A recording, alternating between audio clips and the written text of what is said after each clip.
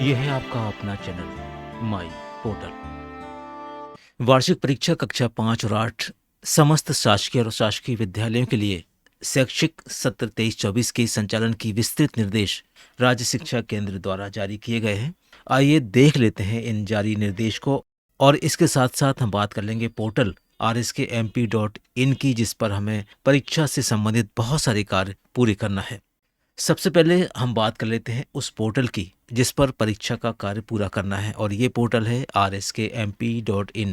आप desktop, laptop, mobile और tab पर किसी भी ब्राउज़र में rskmp.in लॉगिन करेंगे तो कुछ इस तरह की स्क्रीन आपके सामने आ जाएगी।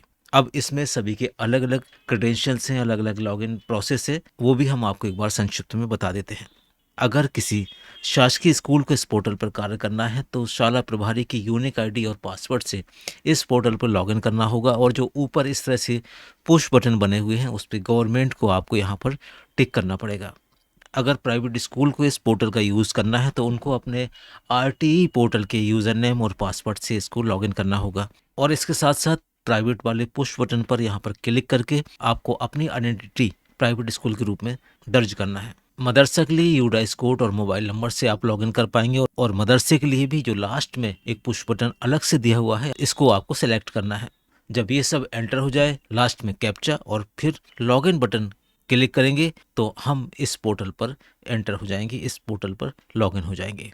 और अब हम आपको बता देते हैं संक्षिप्त में कुछ मुख्य कार्य जो हमें इस पोर्टल पर करना है। जैसे सबसे पहले स्टूडेंट वेरिफिकेशन का कार्य। स्टूडेंट वेरिफिकेशन से तात्पर्य यह है कि आपको पहले यूडाइस पोर्टल पर अपने स्कूल के अपने बच्चों की एंट्री को पूरा करना है। यूडाइस पोर्टल से बच्चों को यहाँ पर फेच किया जाएगा। इसके बाद एक सुविधा यहाँ पर दी जाएगी बच्चे के नाम की स्पेलिंग सुधारने की, फादर की, मदर की, और भी जो बेसिक इन्फॉर्मेशन है उसको आप यहाँ पर जाकर सही कर सकते हैं। इसके बाद ये भी वेरिफिकेशन करना है कि जितने बच्चों के नाम आपके क्लास 5th और क्लास 8th में आ रहे हैं उनमें से कहीं कोई बच्चा छूटा तो नहीं है। अगर कोई बच्चा छूटा है तो उसको हमें ऐड कराना है, और अगर बच्चा एक्स्ट्रा ऐड है तो हमें उसको यहाँ से डिलीट करना है, क्योंकि इसी आधार पर ही विद्यालय के एग्जाम की सारी प्लानिंग तैयार होगी। दूसरा मुख्य कार्य एग्जाम फीस का पेमेंट भी होगा। जैसे ही आप वेरिफिकेशन का काम पूरा करेंगे तो आपको एग्जाम फीस को पेमेंट करना है। इस प्रक्रिया में गवर्नमेंट स्कूल सम्मिलित नहीं रहेंगे। तीसरा कार्य होगा कि अर्धवार्षिक परीक्षा के प्राप्तांकों की और प्रोजेक्ट कार्य की एंट्री हमें इसी पोर्टल पर करना है।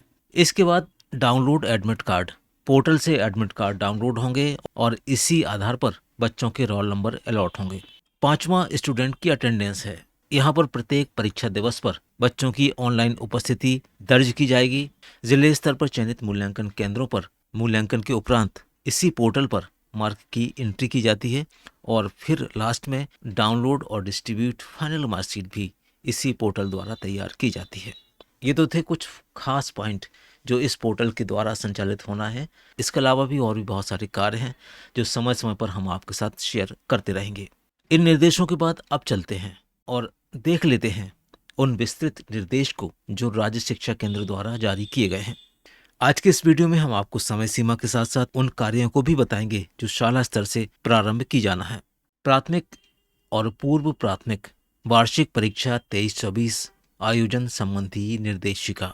निर्देशिका में सबसे पहले लिखा हुआ है कि जिला परीक्षा समिति का गठन किया जाना है, और इस गठन में जिले के कलेक्टर अध्यक्ष होंगे। मुख्य कार्यपालन अधिकारी यानी सीओ जिला पंचायत इस समिति के उपाध्यक्ष होंगे। जिला शिक्षा अधिकारी सचिव और जिला परियोजना समन्वयक सदस्य सचिव रहेंगे। इसके अलावा 6 अन्य सदस्य भी हैं, जिसमें से सहायक आयुक्त आदिवासी विकास विभाग, प्राचार्य डाइट, जिला मदरसा प्रभारी, जिला अध्यक्ष अशासकीय शिक्षण संस्था, सहायक परियोजना समन्वयक अकादमिक, और जिला मुख्यालय के जनपद शिक्षा केंद्र के विकासखंड स्रोत केंद्र समन्वयक। इस तरह से 10 सदस्यीय समिति परीक्षा के पर्यवेक्षण कार्य का संपादन करेंगी। परीक्षा का स्वरूप कैसा होगा इसके लिए भी हम बात कर लेते हैं। यहाँ पर लिखा हुआ है सत्र 23-24 समस्त शासकीय एवं मान्यता प्राप्त अशासकीय अनुदान प्राप्त शालाओं एवं डाइस कोड प्राप्त मदरसों की कक्षा 5 एवं कक्षा 8 में अध्ययनरत छात्रों के लिए राज्य शिक्षा केंद्र द्वारा वार्षिक परीक्षा आयोजित की जाएगी, और इसके लिए जो समय सारणी निर्धारित की गई है उसकी हम चर्चा आपसे कर लेते हैं।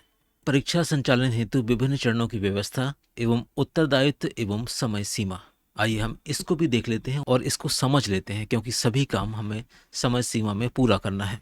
छात्र पंजीयन एवं सत्यापन, ये एक बहुत बड़ा और बहुत ही जिम्मेदारी भरा काम है और ये काम हमें पूरा करना है 15 फरवरी 2024 तक। और इसमें सबसे पहले शाला के यूडाइस अंतर्गत दर्ज छात्रों की पोर्टल पर प्रदर्शित जानकारी का मिलान कर पंजीयन एवं सत्यापित करना। यहाँ पर कहने का तात्पर्य यह है कि जो भी RSKMP पोर्टल पर आपके डाइस कोड पर बच्चे प्रदर्शित होंगे वो यूडाइस से ही यहाँ पर आएंगे, और अगर आपका यूडाइस इनकम्प्लीट होगा तो यहाँ पर बच्चे आपको दिखाई नहीं देंगे। इसलिए यूडाइस पोर्टल के साथ साथ RSKMP पोर्टल पर भी जो बच्चे प्रदर्शित हो रहे हैं उनको मिलान कर लें। इसके बाद परीक्षा पोर्टल पर छात्र पंजीयन के दौरान शाला द्वारा कक्षा 5 हेतु 50 रुपये प्रति छात्र एवं कक्षा 8 हेतु 100 रुपये प्रति छात्र परीक्षा शुल्क का भुगतान पेमेंट गेटवे प्रक्रिया से किया जाएगा। और यहाँ पर नोट भी दिया हुआ है कि परीक्षा शुल्क की राशि छात्रों से नहीं ली जाना है। आगे चलते हैं। पंजीयन के दौरान परीक्षा पोर्टल पर प्रदर्शित होने वाली छात्र की प्रोफाइल संबंधी जानकारी, जैसे कि छात्र का नाम, समग्र आईडी, बच्चे की जन्मतिथि, जेंडर, श्रेणी, माता पिता का नाम, मोबाइल नंबर, शाला का नाम, माध्यम, कक्षा, CWSN कैटेगरी आदि का ध्यानपूर्वक मिलान कर सत्यापन किया जाए और यदि जानकारी त्रुटिपूर्ण है तो उसका सुधार भी किया जाए। अगला बिंदु है कि छात्र पंजीयन के दौरान ही छात्र द्वारा चयनित भाषा एवं विषयों की जानकारी ध्यानपूर्वक भरी जाए, और अगर भाषा और विषय की जानकारी विसंगतिपूर्ण होती है तो बच्चे को परीक्षा के दौरान कई तरह की दिक्कत भी हो सकती है। अशासकीय शालाओं द्वारा भाषा के प्रश्न पत्र हेतु NCERT या SCERT विकल्प का चयन सावधानी पूर्वक किया जाना चाहिए, और अगर इस चयन को त्रुटिपूर्ण तरीके से करेंगे तो यहाँ पर पाठ्यक्रम और पैटर्न भी बदल जाता है। अगला बिंदु, सूची में प्रदर्शित कोई छात्र यदि वर्तमान में उस शाला में अध्ययनरत नहीं है तो उपयुक्त कारण दर्ज करते हुए छात्र को अनमैप करना है। इसी तरह से अगला बिंदु है, यदि कोई ऐसा छात्र शाला में अध्ययनरत है जिसका नाम सूची में सम्मिलित नहीं है तो ऐसे छात्र को सूची में सम्मिलित करना है। इसके बाद अगला बिंदु है कि जिन छात्रों का समग्र पोर्टल पर पंजीयन नहीं है उनका पंजीयन समग्र पोर्टल पर कराना है, और ये सारे कार्य समस्त विद्यालय को 15 फरवरी तक पूर्ण करना है। बिंदु क्रमांक 3.2 अर्धवार्षिक परीक्षा के प्राप्तांकों की पोर्टल पर प्रविष्टि, और ये कार्य 20 फरवरी तक पूरा करना है। और इसमें जो निर्देश हैं वो भी हम आपको बता देते हैं। परीक्षा पोर्टल पर छात्रों के पंजीयन पश्चात अर्धवार्षिक परीक्षा प्राप्तांकों की छात्रवार एवं विषयवार प्रविष्टि पोर्टल पर की जाना है। शाला द्वारा पोर्टल पर छात्र के मूल प्राप्तांक दर्ज की जाना है, और इसमें जो सबसे महत्वपूर्ण है उसको भी आप सुन लीजिए। शाला द्वारा पोर्टल पर छात्र के मूल प्राप्तांक दर्ज किए जाना है। अधिभार की गणना पोर्टल द्वारा स्वतः कर ली जाएगी। इसके बाद पोर्टल पर परीक्षा केंद्र का निर्धारण होगा और ये BRCC द्वारा किया जाना है, और इसके लिए जो समय सीमा निर्धारित की गई है और ये है 20 फरवरी 24 तक। प्रोजेक्ट कार्य और आंतरिक मूल्यांकन, इसके संबंध में जो निर्देश हैं वो भी हम आपको बता देते हैं। कंडिका 4.5, 4.6 और 4.7 में वर्णित उपलब्ध कराई गई कक्षावार विषयवार प्रोजेक्ट कार्यों की सूची में से कोई 2 प्रोजेक्ट शिक्षक पालक के सहयोग से छात्रों द्वारा 31 जनवरी 24 तक पूर्ण किए जाएंगे, और प्रोजेक्ट कार्य का मूल्यांकन विषय शिक्षक द्वारा ही किया जाएगा, जिसको 31 जनवरी तक पूरा करना है। अगला कार्य है परीक्षार्थियों के प्रोजेक्ट कार्य यानी आंतरिक मूल्यांकन के प्राप्तांकों का हस्ताक्षरित पत्रक जन शिक्षा केंद्र में जमा करना, और ये भी शाला प्रभारी के द्वारा किया जाना है, और इसके लिए जो समय सीमा है वो है 10 फरवरी 24। प्रोजेक्ट कार्य के प्राप्तांकों की परीक्षा पोर्टल पर छात्रवार प्रविष्टि करना, और ये भी शाला प्रभारी द्वारा किया जाएगा, और समय सीमा है 20 फरवरी 2024। अब हम विवरण देख लेते हैं अंक का। निर्देश है कक्षा 5वीं एवं 8वीं की वार्षिक परीक्षा में प्रत्येक विषय का पूर्णांक 80 अंक का होगा, जिसमें लिखित प्रश्न पत्र, बाह्य मूल्यांकन हेतु 60 अंक एवं प्रोजेक्ट कार्य यानी आंतरिक मूल्यांकन हेतु 20 अंक निर्धारित हैं।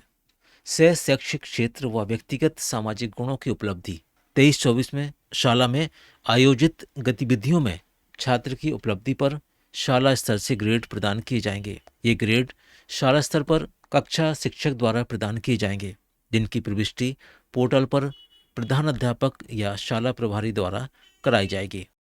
और जो विषय है वो कुछ इस तरह से है। सह शैक्षिक क्षेत्र, जिसमें 5 विषय हैं: साहित्यिक, सांस्कृतिक, वैज्ञानिक, सृजनात्मक और खेलकूद। इसके अलावा व्यक्तिगत और सामाजिक गुण में भी 6 अलग अलग भाग हैं। पहला नियमितता यानी समयबद्धता, फिर स्वच्छता, फिर कर्तव्यनिष्ठ सहयोग की भावना, पर्यावरण के प्रति संवेदनशीलता और सत्यवादिता या ईमानदारी। और इस तरह से इन बिंदुओं पर शाला स्तर से ग्रेड प्रदान किए जाना है। इसके अलावा भी पत्र में बहुत सारे बिंदु हैं। आप एक बार डिस्क्रिप्शन बॉक्स से डाउनलोड करके कुछ और बिंदुओं के लिए हम पृथक से आपके साथ वीडियो शेयर करेंगे। उम्मीद है आपको निर्देश के संबंध में किसी तरह की जिज्ञासा नहीं होगी। अगर फिर भी कोई बिंदु, कोई पॉइंट आप पूछना चाहते हैं तो कमेंट बॉक्स में ज़रूर लिखिए, हम उसका उत्तर देने की पूरी कोशिश करेंगे। मिलते हैं एक नई वीडियो में एक नए टॉपिक के साथ। तब तक के लिए थैंक्स फॉर वॉचिंग।